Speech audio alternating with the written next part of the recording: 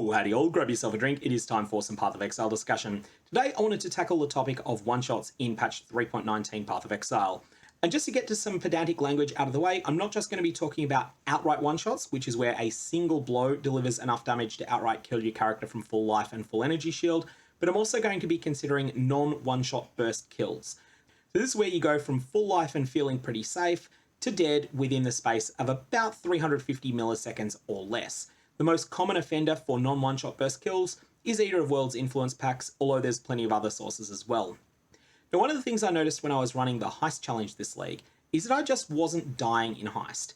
And Heist is an area of the game that has a lot of Archnemesis monsters in it. In fact, if it was Archnemesis monsters that were responsible for your deaths, then Heist would be the most rippy content in the game. But I just wasn't dying. And the more I thought about this, the more I realized that it's because of a number of things on the Atlas that are subtly very dangerous.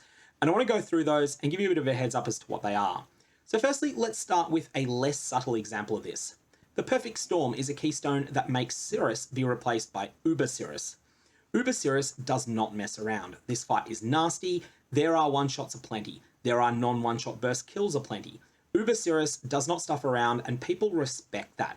They know that if they sign up for the Perfect Storm, they are throwing down a gauntlet to the game, saying, I'm going to bring my A game, try to kill me. And often the game will succeed. And when it does, it's often a one-shot. When that happens though, everything feels fair. And the reason for that is you knew exactly what you were signing up for when you clicked the Perfect Storm. Yes, I am going to sign up for a hard mode. And if I get beaten, well, I'm get beaten. However, there's a couple of other things just like the Perfect Storm and Insatiable Appetite and Throw the Gauntlet and the like, hidden on the passive tree that don't look as obvious, but they're probably responsible for a lot more one-shots than either of those nodes are. The first one of these is Eldritch Gaze. Eldritch Altars have one additional downside, 50% increased effective upside from Eldritch Altars. The second one is even worse, and that is Wrath of the Cosmos. And this is the one that causes players to take 25% increased damage from enemies for each Eldritch Altar that has been used in the area. This is an absolutely staggering increase in the amount of damage that you're taking. If you have standard endgame defenses, so we're talking about just the minimum here, you've got 75 to all resistances, and you click on 4 altars in a map, then running Wrath of the Cosmos is like having all of your resistances drop to 50%. And you can go further than that as well.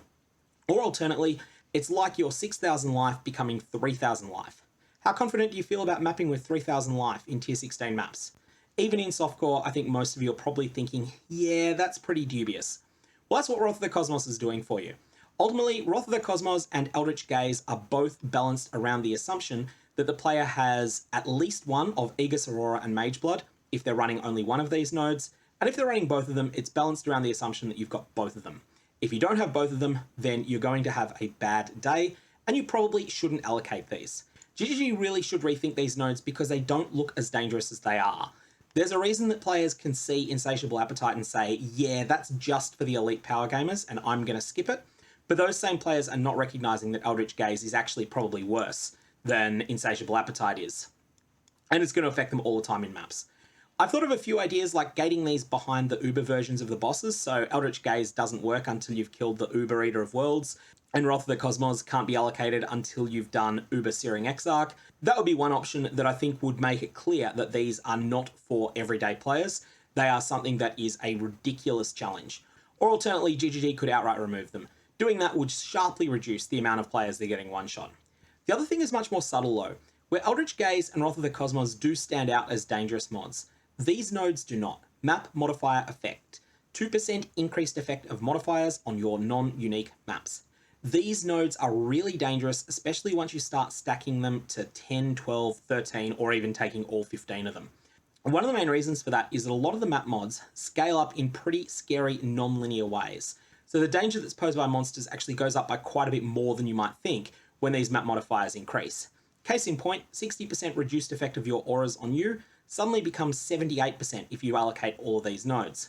Then when you factor in that Determination and Grace, two of the most powerful defensive auras, both double dip on aura effect, suddenly you can see that map modifier effect is actually much more scary than it looks. So these are the other thing. These are more subtle than Wrath of the Cosmos and Eldritch Gaze, but these are something else that is causing you to get one shot.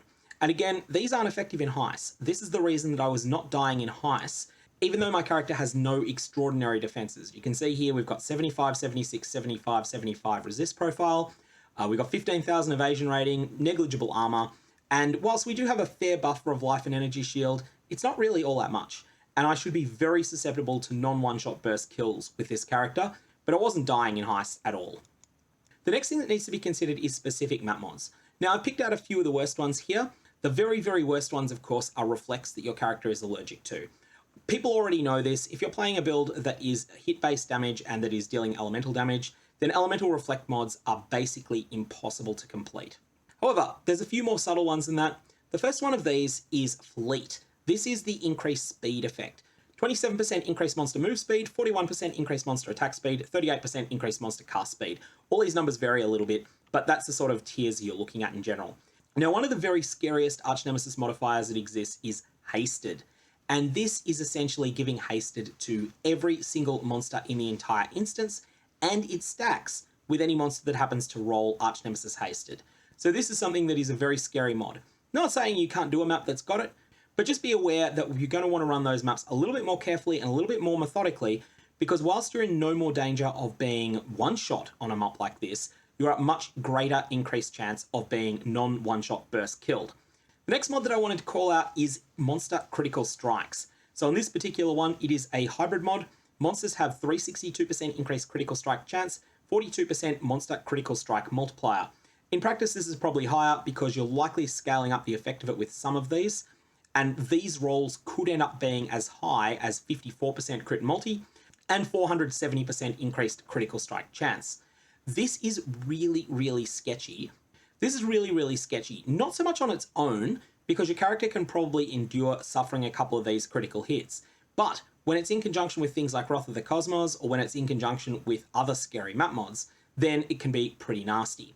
Additionally, we have areas infected by Cultists of Kitava on this map, and that's another one that you want to take fairly slowly because it adds a lot of Kitava's Heralds to the map, and Kitava's Heralds are one of the most inherently dangerous of all of the monster types in the game.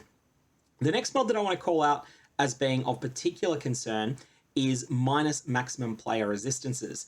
This mod is very dangerous, especially on characters that scale their maximum resistances very high and use a melding of the flesh setup that they put a lot of investment into.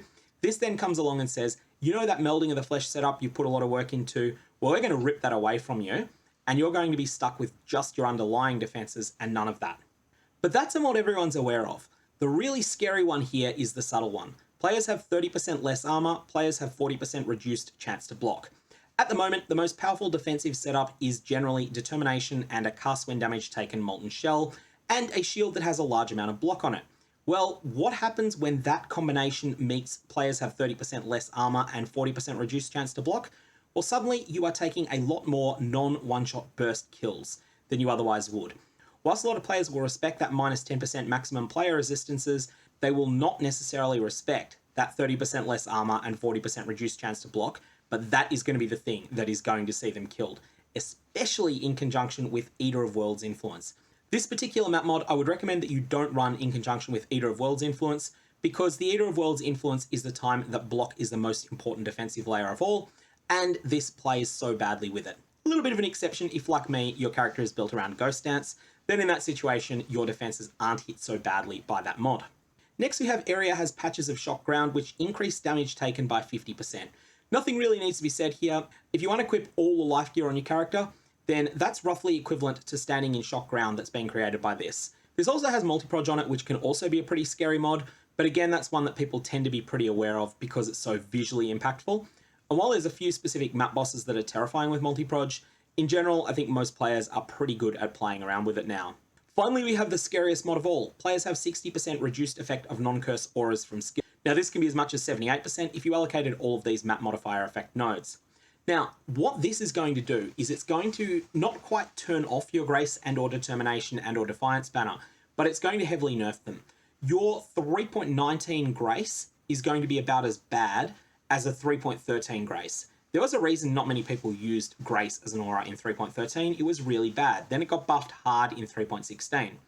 And suddenly, you've probably built a bunch of other defenses on your character around these auras. So you have things like Divine Shield or Aegis Aurora that suddenly become a lot worse when you're losing a lot of armor from this. One of the worst combinations is when you have this, players have 60% reduced effective non-curse auras from skills, and it is on the same map as players have 40% reduced chance to block and 30% less armor.